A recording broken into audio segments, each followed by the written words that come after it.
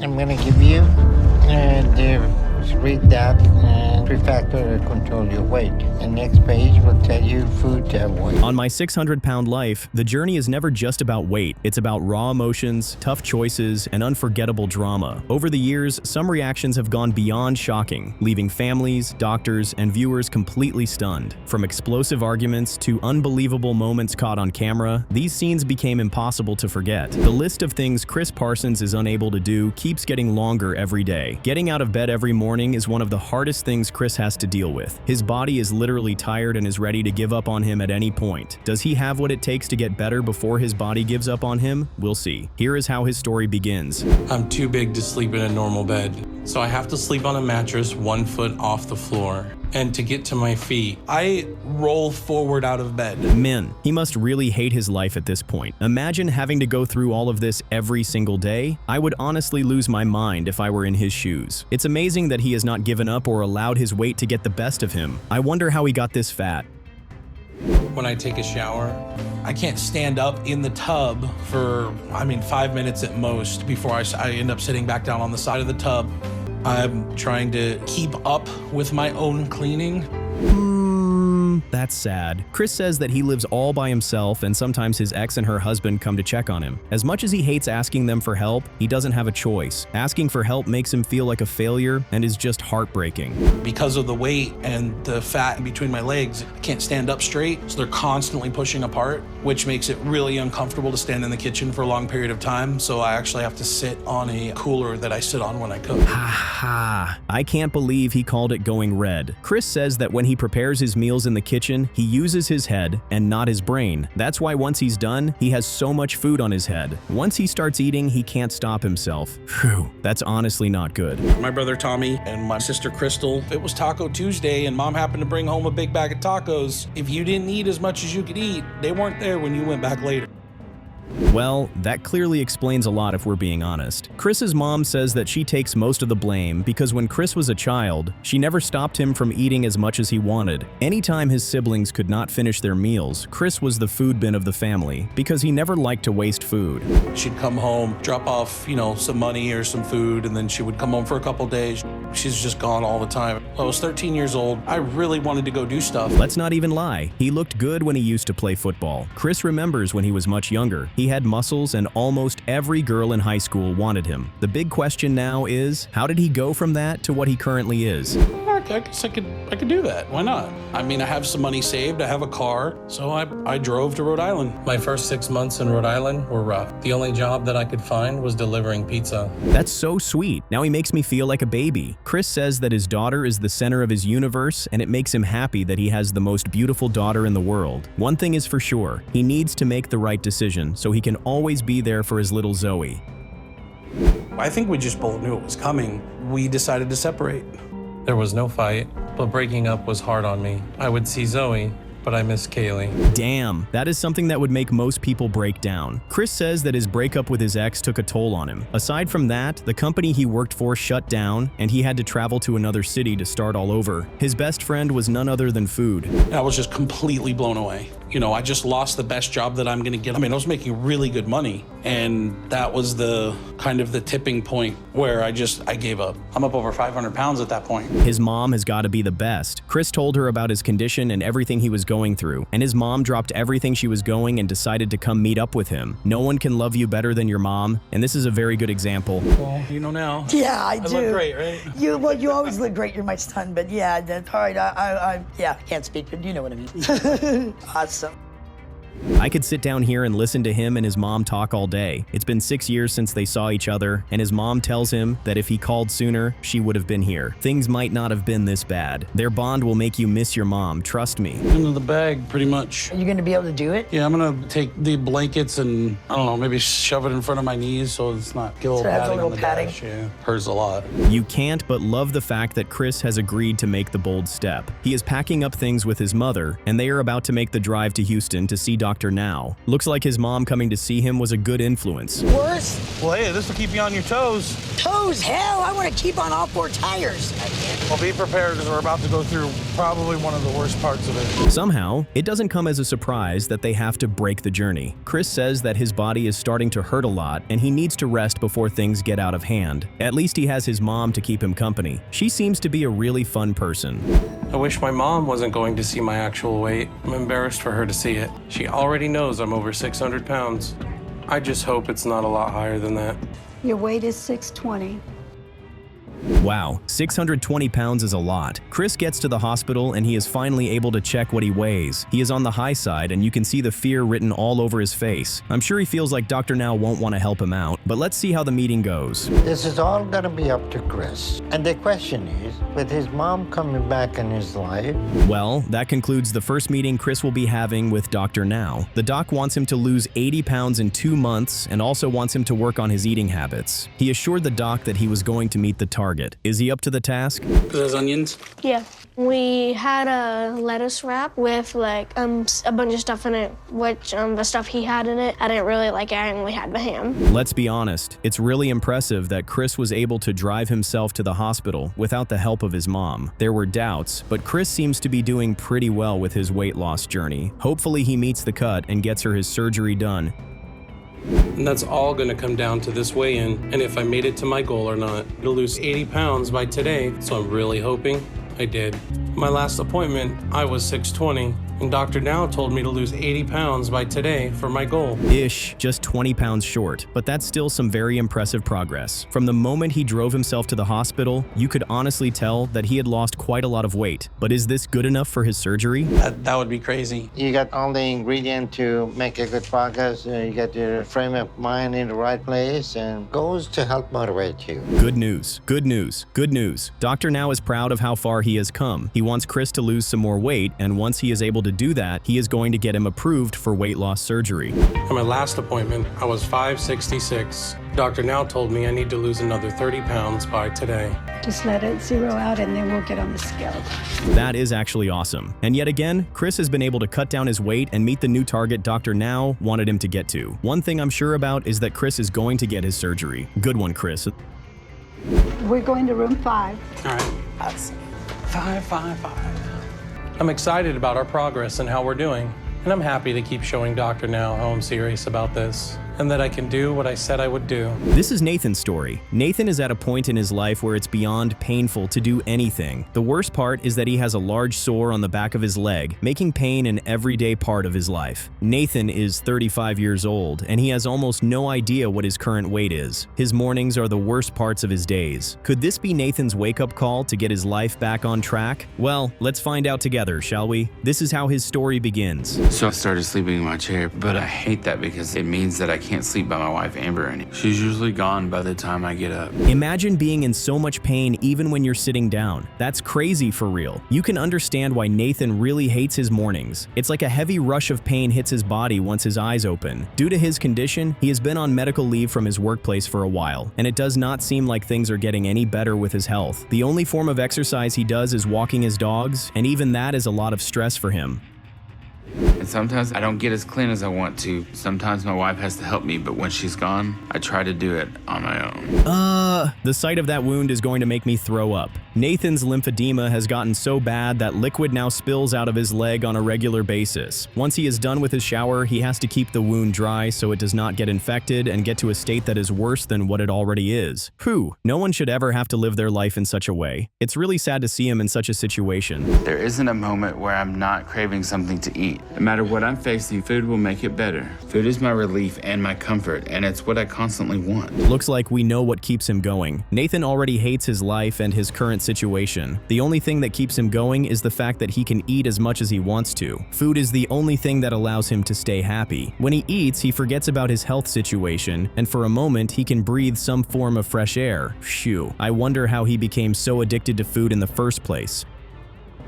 But the downside of that, obviously that led to me putting on weight.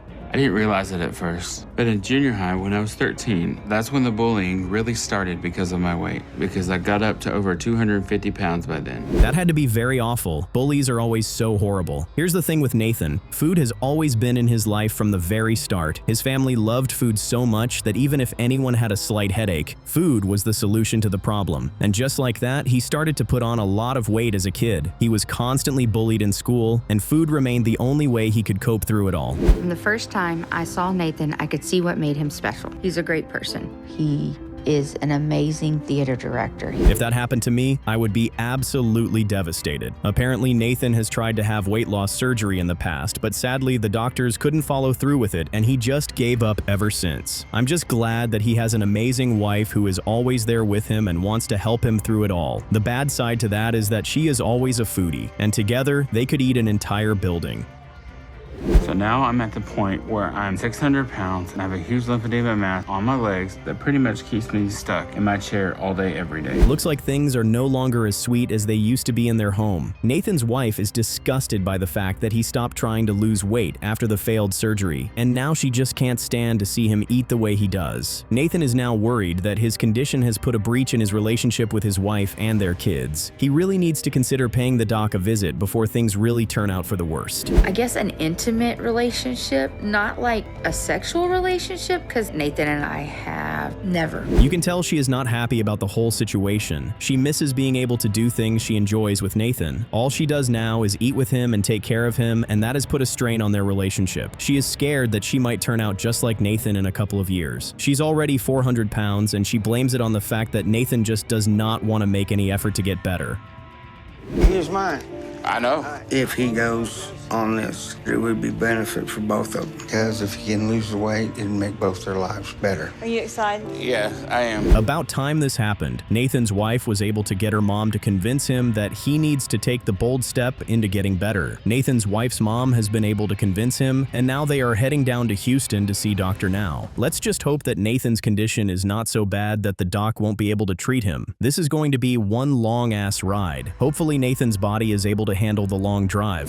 So he either does this and hits his goal to show me what I need to see from him, or weight loss surgery won't be an option. Looks like the ball is now in Nathan's court. He made it to the hospital, and his body seemed to be in good condition after having such a stressful trip. He weighs 607 pounds, and that's on the high side. The doc gives him some instructions and a couple of exercises that he wants him to do. Most importantly, Dr. Now wants him to lose 60 pounds in the next 2 months before he can be approved for weight loss surgery. Let's see if Nathan is up to the task.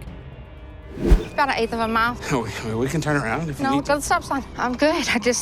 It hurts. I try to walk every day. Now that is very impressive to see, if I'm being honest. Since Nathan left the hospital, he has been very focused and committed to losing weight. He talks walks with his wife, and she seems to be very excited that Nathan is finally doing what needs to be done in order for him to lose weight and get approved for weight loss surgery. But could all the work he has put in so far be enough for him to get weight loss surgery? I think I have a good chance at it today. At the last appointment, I was 607 pounds, and Dr. Now told me to lose at least 60 pounds in 2 months. Wow, wow, wow. Now that's what I'm talking about. Nathan makes it to his second appointment with the doctor. The doc wanted him to lose 60 pounds before this appointment, and to his surprise, Nathan lost 72 pounds. You could see the smile on his face. He is so excited and proud of himself. Looks like all he needed was the right motivation, and he fit just that. Let's see what Dr. Now thinks about Nathan's progress.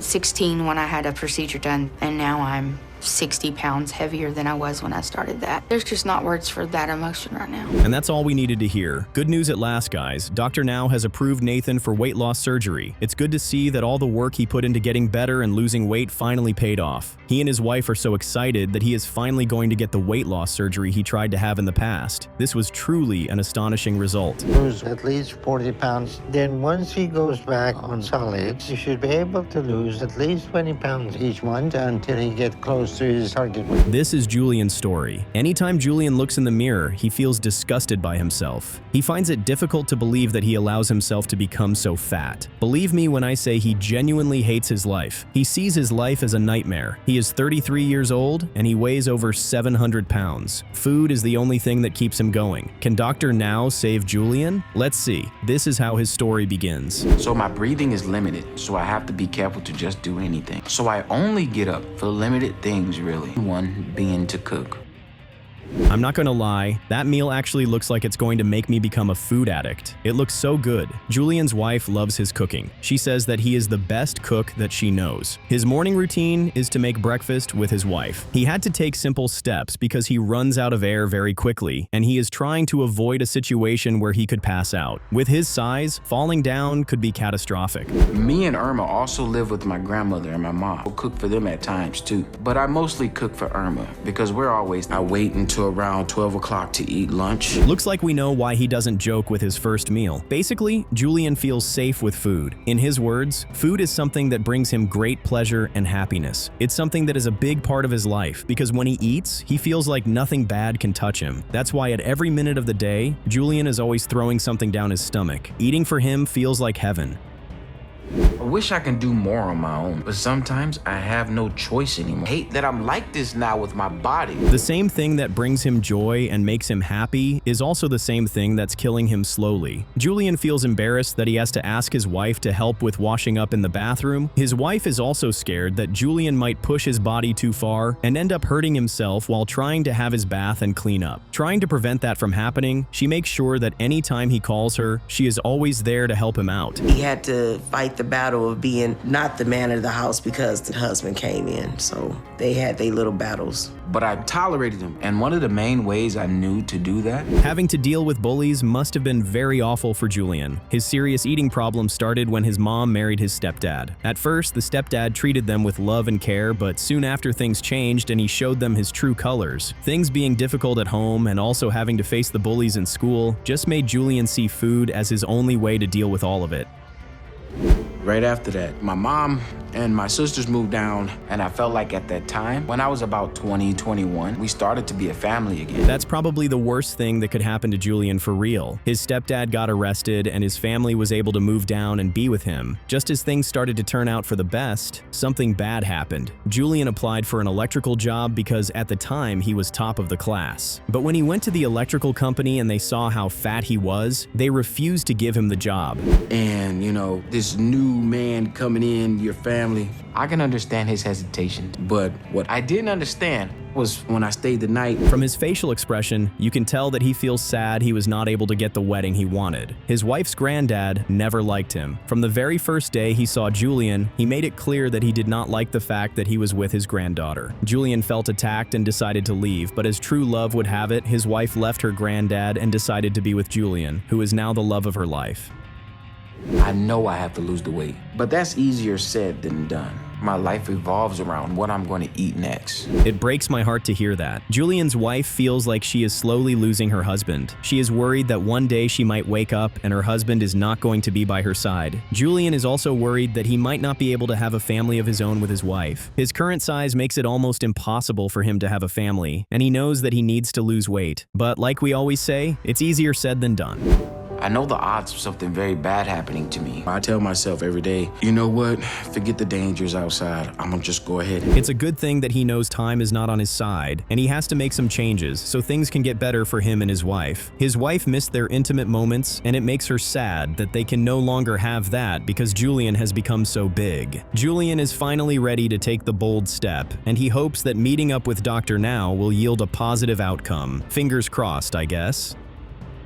I'm at Dr. Now's for my first appointment, and I'm about to find out what my weight's up to. Your weight is 830. We're going to room 5. You can see the shock on both their faces. They were not expecting to see something that high. After a very stressful journey, Julian and his wife made it to the hospital. Julian goes on to check his weight on the scale, and what he sees is unbelievable. He thought he was going to be under 750 pounds. He hops on the scale and it reads that he weighs 830 pounds. His wife immediately becomes speechless because she can't believe that he weighs that much. If we're not going to move ahead with you. So we'll set up an appointment at a clinic in Tucson for you to get your weight. If you made it to your goal.